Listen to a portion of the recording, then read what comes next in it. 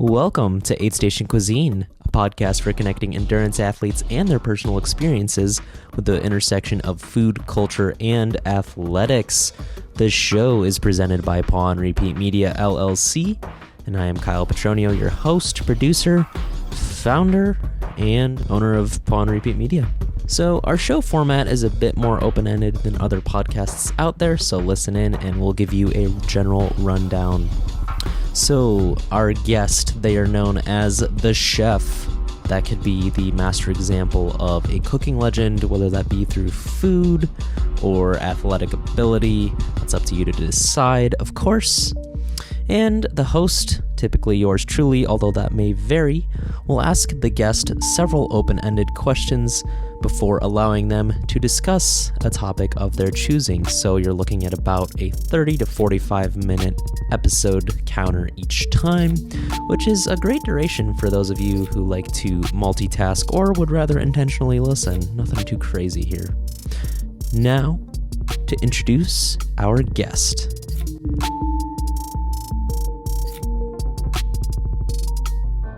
We've got two cameras. Where are we today, Toni? Oh, we're at Running Lab's warehouse. We're at Running Lab's warehouse Yeah. at an undisclosed location. You'll never find it. There's no sign. There's no sign. It doesn't, yeah, I won't even go more into that. How are you feeling today? I'm feeling great. Yeah? Yeah. Things are good. Awesome. How are you feeling today? I'm nervous. It's been a minute. Oh. I haven't recorded in a while, so. Good. This will be fun. This is a good, like, get back into things. I was gonna record our previous, well, it's not our previous guest because we never recorded with this person, but we were talking about this person earlier, and they'll be on probably a future episode. Cool. So Oh, that's awesome. we were pacing with them in the woods, and Oh, yeah. it's the whole thing. Yeah. But yeah, let's see. So you're a running store owner, co-owner, correct? Co-owner, yeah. Co-owner with Ken Larshade. Yeah. Big yeah. shout outs to Ken. Yeah. Whoop, whoop. When did you come into the Running Lab fold? Ooh, so 10 years ago this August will be 10 years ago. my Wow, anniversary. 10 year? Yeah. Decade already? There we go. Cool. So, Well, cheers to that. clink. Yeah, it's so interesting because for me, when I started running, it's probably about 14 years ago. Yeah. So as I was meeting all these amazing people, for me, it was like, how do I collect more running people? Yeah. Like they were Pokemon. I was just going to say, is this a Pokemon callback? Like, what are we doing? So I had started a Facebook group called Team Ignite. And Okay. so it was, the catchphrase was to ignite your running spirit. Okay. And at the time, anytime that you ran in the woods and you went trail running, you went running with a bunch of guys who are old. Yes. There were no women running in the woods. And this is only 14 years ago. This is not that long ago. Not that long ago. So I had put on Trail Running 101. It was a workshop to help get road runners engaged into trail running. Yeah. And I thought if it was something that was intimidating, if it was like more of a how-to be able to trail run, like let's get more people out there. Here's the logistical steps and how do we do it? Absolutely. Yeah. So a group of my core friends and I got together and we put on this workshop, and one of them had invited Running Lab to come. Okay. And Ken had invited a trail footwear brand to come. So now we have Running Lab there. We've got Innovate there. And we're just running around. Yeah. Yeah. And Forgot about them. Running around in the woods. I had made ribbons for everyone who did a different loop at Huron Meadows. Because I thought Huron Meadows, it's nice and wide. It's not intimidating. Yeah, that's a good starter trail. If I could lure people in with this, then now I've got this whole group of friends, and now I'll have women to run with, and it would be incredible. And so that day, Ken and I became friends, Facebook friends. And then a few months later, Mike Anderson had left Running Lab. He was the original manager at Running Lab. That's another thing that people don't know is Mike's been around the block, but he was starting at Running Lab and I think a few other stores, right? Legend. Mike is just baller. So awesome. So I'm gonna get Mike on eventually. You totally should have Mike on this have pod. Mike in here. I mean, he lives pretty close to here at this undisclosed location. We were talking about that on the live stream too. We could have him run here. All I have to do is text him right now. There's a Mike Anderson call that you go out in the woods and you're like, Mike. And Mike shows up. So anyways, so Ken sends me this random Facebook message and is like, would you ever be interested in working in a running store? Yeah. And I'm like, what? You kidding me? And at the time, I had a successful career working in training for Outback Steakhouse. I was going to say big shout outs to the Outback, eh? Yeah, Bloomin' Onion. Onion. What is that? What's a Bloomin' Onion? Yeah. What? It's a fried onion. And it's like onion rings that just come off in petals with like a spicy mayonnaise-based dipping sauce. Is that a good Aid Station Cuisine? No. But so anyways, I sat down with Ken and like just the idea of being able to be entrenched in the running community was like a dream come true. Like I had only been a runner at that point for 4 years, and I was just so excited about the idea that I could be entrenched in it and that I could meet more in the people world and collect more runner friends. Collect all the runners. How many runner friends have you collected up to this point, do you think, if you had to approximate? I'm not doing that. No way. No way. It's not a competition. You know what I've learned over the years is that like these friends of mine that have come into my life in the past, 10 to 14 years, whether it's through Running Lab or through trail running. Yeah. Are some of the closest people in my life. Like I can't even imagine not having them in my life. Like you, like Neath and Kick. Ken and Neath. Go ahead. Too lazy, but anyways, Keith and Nick. Yeah, my boys. They're amazing. They're great. But anyways, so that's how I started. It was it started with trail running. It went into an event that introduced me to Ken and Running Lab. That then I ended up leaving my career and taking a major risk to working for Ken, who I barely knew, and working for a small business. And the beautiful thing about Ken and Running Lab was that he was able to let me create really cool events that would help bring people together in Livingston County. And so, Team Running Lab, really grew from that. Yeah. And it's amazing, every single week on a Tuesday at 6, I get reunited with the best people around. Yeah, absolutely. It's awesome. Okay, I want to talk, before we talk Stinchfield, I want to talk jam band. Is it aficionado? I don't know how to do the pronunciation. Fan. Just jam band fan. Yeah. Fish or Humphreys McGee?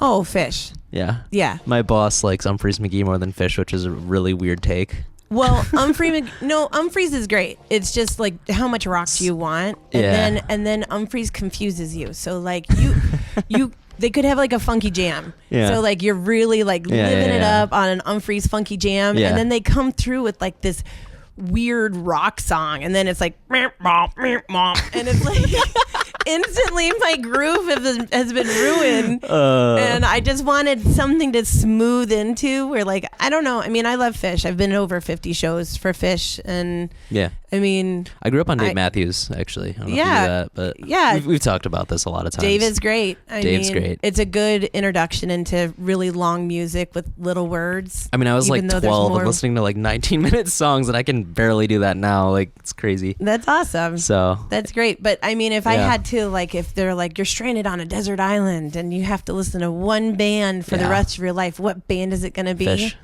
It'd be Grateful Dead. 100%. Okay. Yeah. Okay. Like I would say I love Fish. I've seen a lot of Fish. The older I've seen a lot of Fish in my day. The older I get, I'm slowing down. Yeah. And for me, I think in the slowdown, some just like chill, relaxing Grateful Dead is just good music to listen to forever. The Deadheads return, I actually got into the Dead with when John Mayer joined the fold a little bit. Yeah. We've been going to a music festival in Maryland every year called the Del McCurry Festival. Okay. Del McCurry is like an old time bluegrass legend. Yeah. Legend. And his sons created a band called the Traveling McCurrys. Okay. And they tour around, like they come to Michigan at least once a year. Yeah. But they bring in a lot of great acts like Railroad Earth. Green Sky Bluegrass used to be there all the time. Billy Strings, before he had tattoos, would go to this music festival. So Billy I saw, and everybody called him Billy the Kid, and they'd call him up on the stage, and they're okay, let's bring on Billy the Kid. Billy the Kid. No one knew who Billy Strings was it's bizarre to me Yeah. because I'm so used to seeing him as the kid. I would pay $5 to see Billy Strings, and I would see him in the Parliament Room in Ferndale, and to be able to be seeing him standing next to his uncle and watching him on stage, and his family's talking about the first car they bought him, and and then I go to Pine Knob last year, and we sat in the pavilion, and we got to see the show, and you're like, whoa, this is not the same guy. Different production. So Billy like gone from like local venue to like kind of big like Clarkston mainstream Grammy venue, award winning artist, etc. Amazing. Shout out to cool. Mac as well. Yeah, this Mac, is do you have anything to say? Yes, baby. Good girl. She's a good girl. Shout out to Jen Crutchfield in the other room. Yeah, this is Jen's baby. Doing some inventory and all that stuff.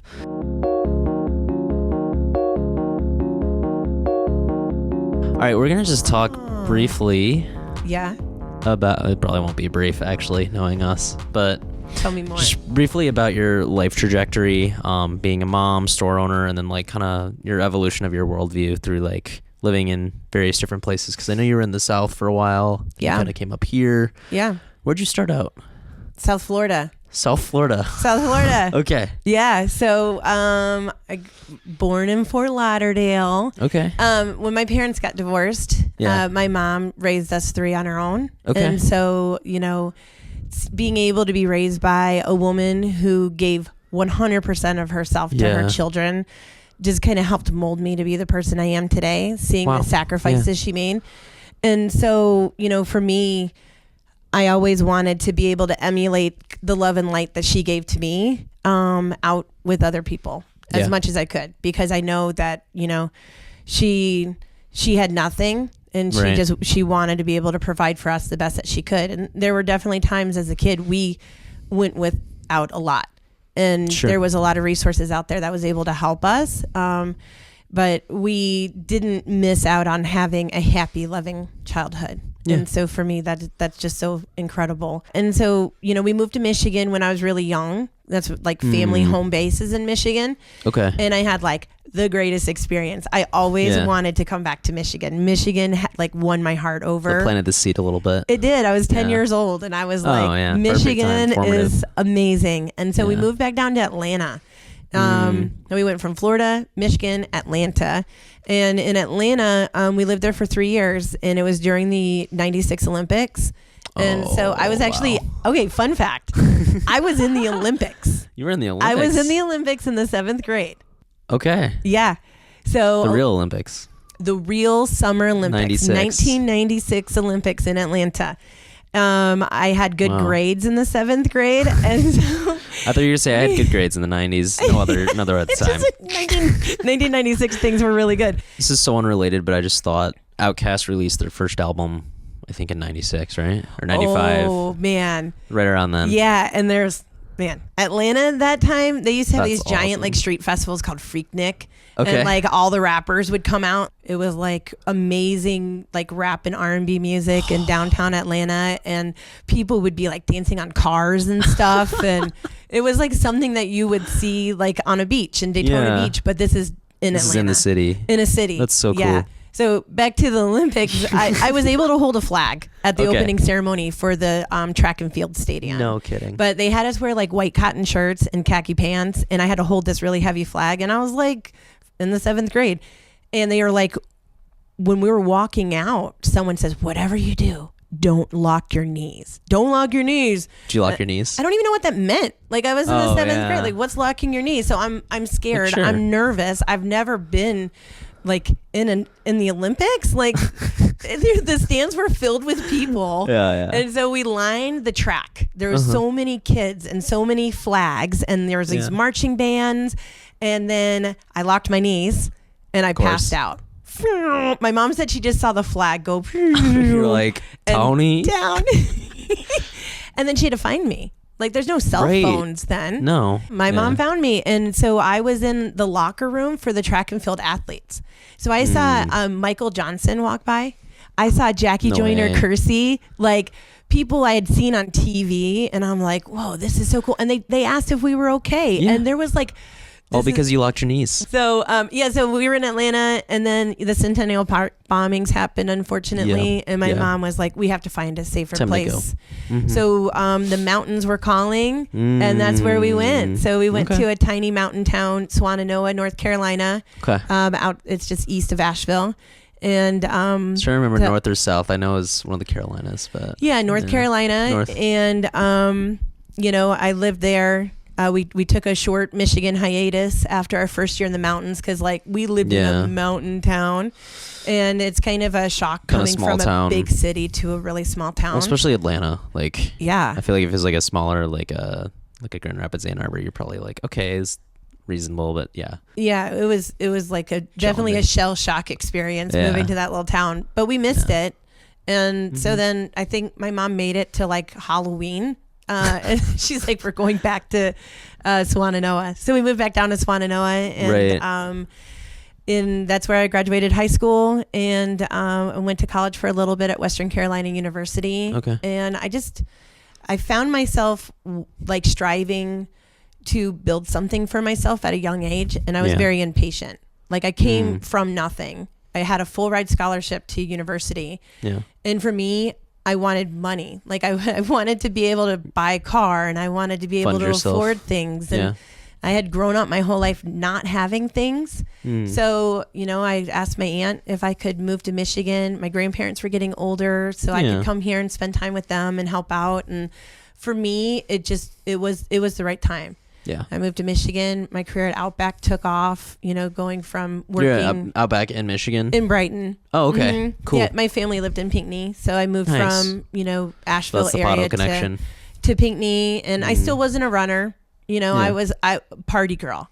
So if you're who was Toni when she was 21? I was a party girl. I was closing down the bars. Partying even harder. Smoking cigs. all of the things. And so, when I moved to Michigan, it was a great opportunity for me to just understand what I wanted in my life. And I knew I was self-discovery. Still very driven, just driven to do something. And so with Outback, a lot of great opportunities opened up from a career standpoint. And then my brother asked me if I wanted to run and then run a 5K, a turkey trot 5K. What's your brother's name? Tyler Tomasello. Tyler Tomasello. What a great last name, by the way. Yeah. And your sister's name? Toni Tomasello. Jamie Tomasello. You watch Sopranos? You know what? That is a show I haven't watched. Hey, Toni. So anyways, my brother asked me to run this turkey trot in Ann Arbor. And I was running in a pair of Kohl's New Balances, smoking cigarettes, trying to figure out how to run past 2 miles. And I asked my friend Mary Claire McQuaid, and I said, Mary Claire, she ran Boston Marathon, and I'm oh my gosh, she's a big deal. Smart. Yeah, she runs fast marathons. She should know. And I said, how do you run past a marathon? And she's like, you just do it. If you have to walk, you run past 2 miles, you can just do it. And I'm like, wait, hold on. You just go past it. She goes, yeah, mentally you're stuck. You have to mentally allow yourself to open up and get past it. And I'm like, okay. Easy. So after that talk, I hopped on the treadmill and I ran 2.5 miles, and I was like, yeah, I'm doing this 5K. Mary Claire, right? Yeah, Shout out Mary Claire. Yeah, she's amazing. She's my homie from back in the OB days. Amazing. But then, what happened was I liked running more than smoking. I ran that 5K. It was awesome. My brother was a catalyst for me in my life. Such a great person to influence me to do and make healthy choices. Yeah. And he's and he's my younger brother too. I was just gonna say he's your younger. I was just about to ask that. A lot of people go oh, you're what's your age difference between you and your older brother? And I'm like, no, he's my baby brother. Listen. So then he's like, hey, you're turning 30 in April. What if you run this half marathon? It's at this trail real close to the house, and I'm like, that's sweet. So I trained for it around Whitmore Lake. I Googled a training plan. Yep. Whitmore Lake, back and forth, nonstop. Just loopies. I picked up Tyler from the airport. He was living in Winter Park, Colorado at the time. Oh, I love Winter Park. And he's like, hey, so how much trail running have you been doing? And I'm like, none. I've been running around the house, around Whitmore Lake. And he's like, Toni, this is called Trail Weekend. It's put on from RF Events.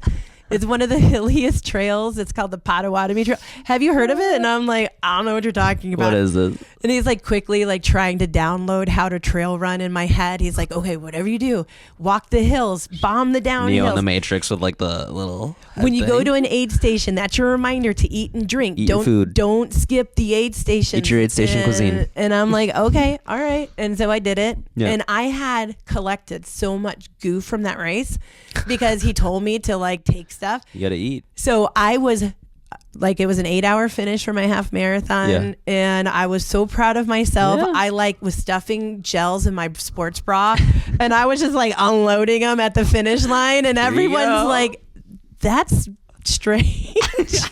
Who is this person? It was my first half marathon. I didn't know any better. The next year I was turning 31. Okay. And they had the 50K there. And my brother's like, hey, next year you should Gotta go far. Yeah. And I'm like, well, I have only been a runner for a year. And he's like, you can totally. Who cares? Yeah. You can do it. Run your age. That'd be so cool. And I'm like, that's you're even right. cooler. I'm going to run my age. That's so sweet. So then I set out and I ran the 50K because my brother told me I could. Yeah. You're like, why not? And so then I finished the 50K and he's like, yeah, you did a good job at that. You know, next year, so you should run this company does 100-miler and the same trail and you should train for that. And I'm like, I don't know. Slippery slope. He's like, but you're just so good at it. You should just try. And I'm like, okay. I think you should just do it. You know? Yeah. I did my first, signed up for the Woodstock that year. Yeah. And I missed the time cutoff. Had an 83-mile, 100-mile finish. Brutal. Or 100K finish. So Yeah. I was like, man, that's a long 100K, 83 miles. Yeah, that's a really... Yeah. Missed a few turns. So then I was like, I was determined. I'm like, Yeah. I'm going to go back. I'm going to get it. And then I finished. So this will be my 10-year anniversary of my 100-mile finish. How many hundreds have you done? I've done 100. Okay. 300K. 1, 2, 3, 100K seems a lot more. 400Ks. Reasonable. 250s. And then I lost count after that. Like, and doesn't matter below. I would rather just enjoy being out in the woods and seeing what happens while I'm out there, the people I meet. And for me, it's like, you know, like the collecting runners like Pokemon. Like, I love that because, you know, they imprint something really special inside of me that I carry with me forever. Yeah. Yeah. It's amazing. Well, cool. I think you very successfully detailed that question. Oh, thank you. In a good 20 minutes. I'm going to go double check the cameras. Cut it. Oh, I will splice.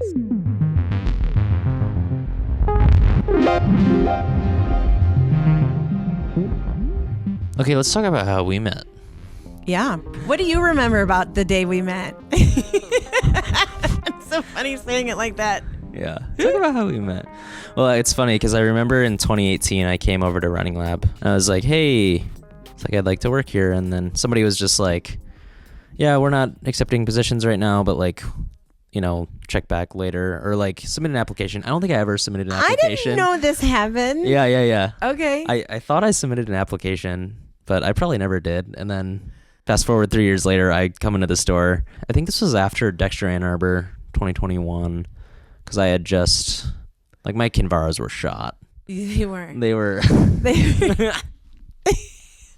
You're probably looking at that tread like, wow, this is. There was like, there's tread and then there's the midsole and there's like the under the midsole part. I think I saw the under midsole part of your shoe. Just so funny because I don't go through shoes like that like ever now. No, you know sad. Better. So midsole's gone. No sole for me. I think I started talking about terminology in shoes or. You said. What did I say? You were like, oh, that's a cool colorway.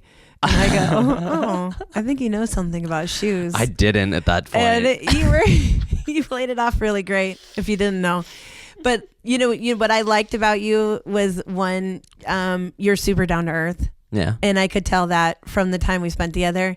We spent a lot of time together. We probably because did. You were geeking out over technology and footwear because it seemed like you had just been buying the same thing for a while. Yeah. And you haven't had somebody like introduce you to like the plethora of footwear and the performance benefits of it. We went on the treadmill together. Yeah. And got to do like some video recording in the store. That's right. And then you were like, yeah, I don't run on a treadmill that often. I need to take these outside. Yeah. So like you kept going outside with your shoes. Like we usually don't let people go outside with their shoes. But I was so excited to like that you were geeking out over everything. I was like, we have to show everything to this guy. And then like at the end of your footwear fitting, I said, hey, have you ever thought about working in a run specialty store? Yeah. And you kind of did like the Kyle, like, yeah, maybe, kind of, sort of, sure. Like, I don't know. Let's see. Yeah.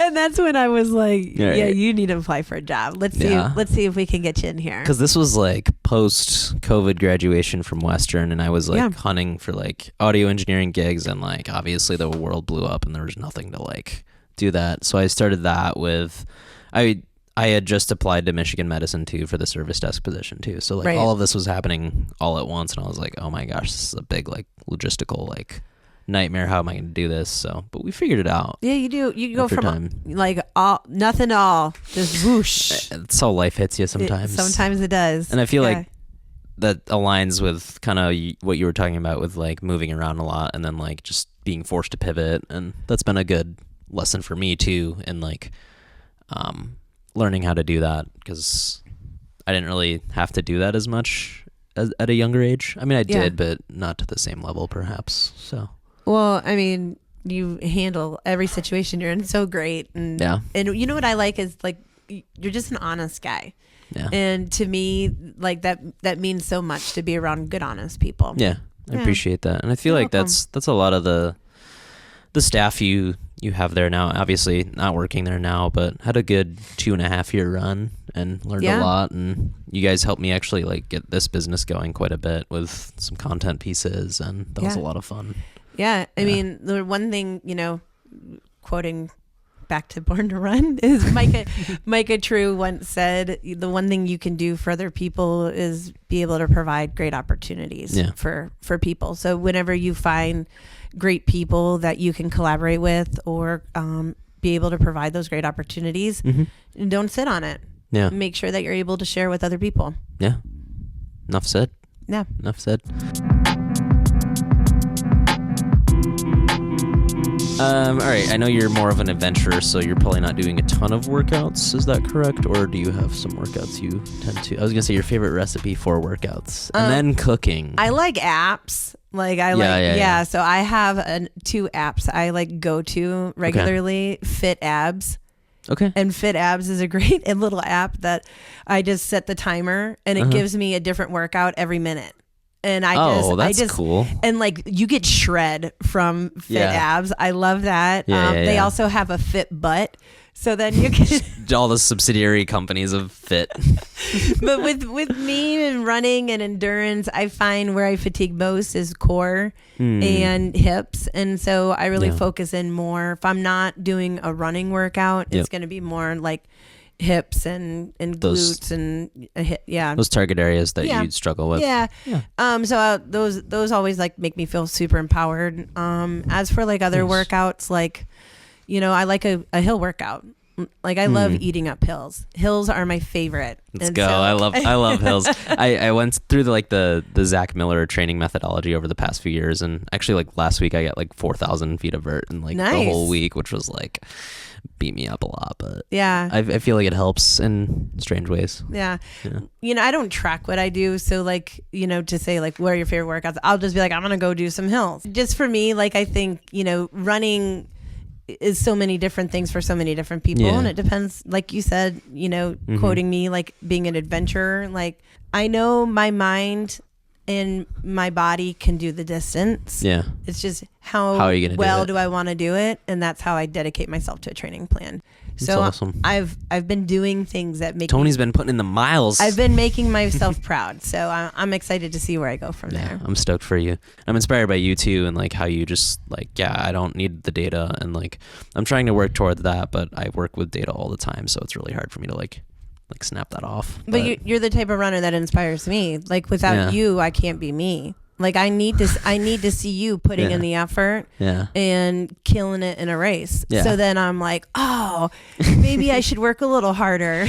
That's what Adam says too. It's so funny. Like, but yeah, it's the yin and the yang. It totally is of that whole equation. Yeah, so. Absolutely. Okay, on the cooking side, because this is technically a cooking podcast as well. Yeah.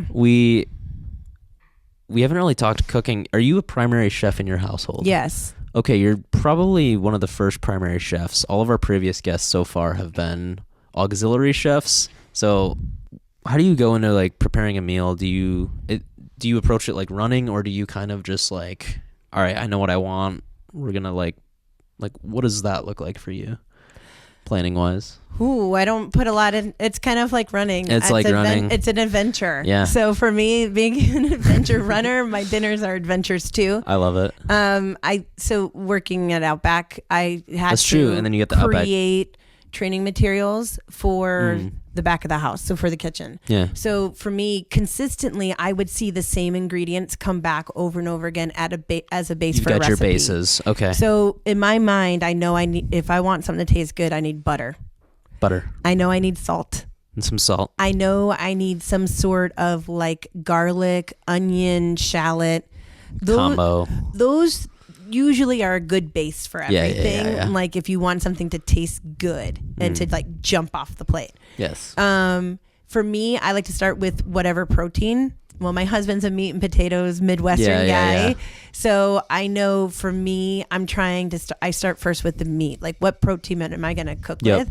And then from there, turkey, chicken, tofu, whatever you want. Yeah. And then after that, then I'm like going to go, okay, so what vegetables do I want to work with? Like, is this going to be more greens? Is this going to be more carbs? And just try to layer it in. The pandemic was awesome for me. Oh, yeah. Because you had what you had in your house because you didn't want to leave that frequently. Right. So there were some days I opened the fridge and I'm like, okay, I got chicken. I've got some Brussels sprouts and then I would just come up with like sauces of like, what can I make with this type of vinegar? Yeah. And I would just create sauces. That's where the best cooking comes from. I forget I've done that before, but like, I'm like, oh, I'm so regimented. And I want more of that, of just like throw it together and see what works.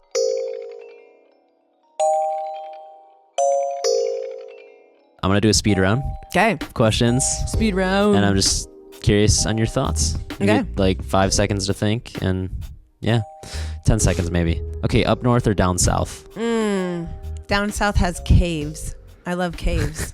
I like being in the darkness, but I do up north. Definitely up north. Upper Peninsula. You had me. I'm like, oh yeah, UP is amazing. Yeah. I love the UP. All right, favorite shoe this year that has come out? Oh.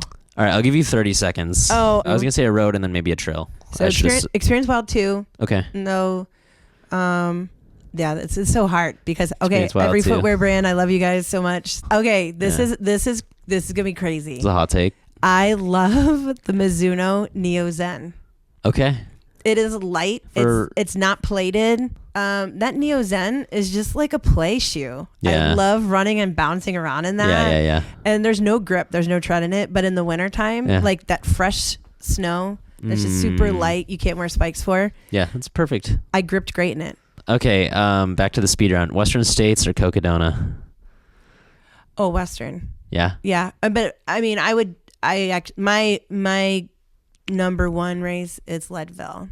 I have to run Leadville before I die. So Leadville over both of these two. Got 100%. Okay. Yeah. Only because I've been there. I've witnessed it. I've cried so much at that finish line watching the last hour. You look down the boulevard and you see every runner coming in. And when the gunshot goes off at the end, when that runner is there, you just know. You know what happens at Leadville is very magical. So I'd love to have a Leadville experience. Okay, Leadville. Best Italian cuisine. Are you Italian? I am Italian. I think we talked about. I'm your mom. Yeah, you're. Not really, but a customer at Running Lab thought I was his mom. And I didn't correct her. So Kyle is my son, according to this lady. You had me at 12 years old or whatever. I'm very proud of you. Yeah, thank you. You've done a good job, young man. You're welcome. Okay, best Italian cuisine. I like a good scampi. Scampi? Give me some seafood. All right, rigatoni or orzo? Oh, rigatoni. Rigatoni. Mm-hmm. All right, Kennedy Hyde or Sydney Jonkery in a 5K? Oh, what? I'm making you choose. You are not nice. I'm making you choose. And then one of them is going to get mad at you either way. Okay, so I'm going to go with Kennedy. Okay. And can I tell you why? Why? Because I honestly think Sydney, she would like want Kennedy to have the win. A pity win? Not a pity win. Okay. Like a proud best friend win. Okay. Like there's just something very special about that friendship. Yeah. Then I think Kennedy would also want Sydney to win too. Like I don't know. This is a horrible question. I know. I mean, I would say Toni doesn't like direct questions. I don't. Well, not between my friends. Yeah, that's true. All right, how about one between acquaintances? Jasmine Paris or Courtney DeWalter in a last gal standing at Pado? Courtney DeWalter. Okay. I actually helped direct a race with my brother that Courtney won. Okay. At the Hideaway 100. Okay. And she was super nice. She finished in the middle of the night, and I was all alone at the finish line. Yeah. In a sleeping bag, and she finished the race. You know who Jasmine is, correct? Mm-hmm. Okay. Yeah. First gal to finish or win or finish Barkley, I think. Yeah. Yeah. Yeah. It's a whole documentary. She's tough. In it. Yeah, but I mean, I don't know. They finished together. I don't know. I don't know. I mean, I just think Courtney's got some crazy grit too. But like people that do Barkley, they're made different. Mm-hmm. Like that's just amazing. Yeah, you got like all the different. That's like a true adventure race, sent to hell and back, and like. I love myself too much to do that race. Ooh. We're gonna end that section on that note. Never doing Barkley. Okay, we got one more section and then we'll wrap.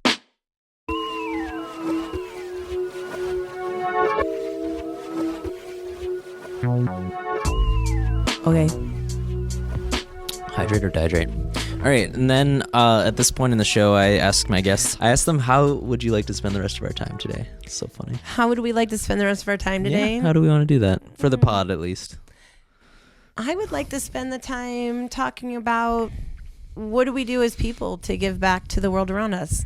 That's a tough one. That's a tough one. Some type of volunteering, in a way that you're not getting paid monetarily, is important. Yeah.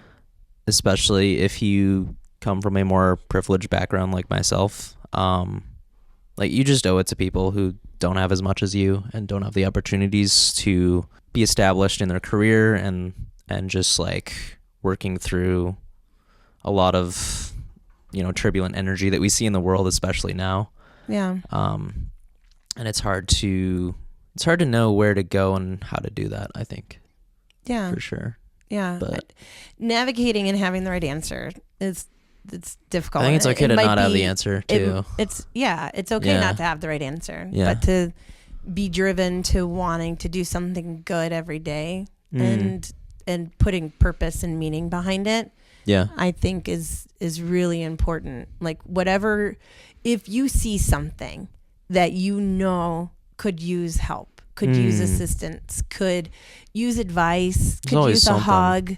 Yeah. Doesn't have to be anything you give money towards. It could be something that you're holding the door open for somebody.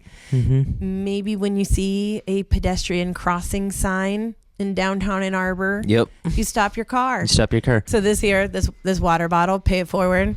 So there's a restaurant in Brighton, and it's open up Tuesday through Thursday since we're on, talking about cuisine and stuff. It's called the Ivy Table.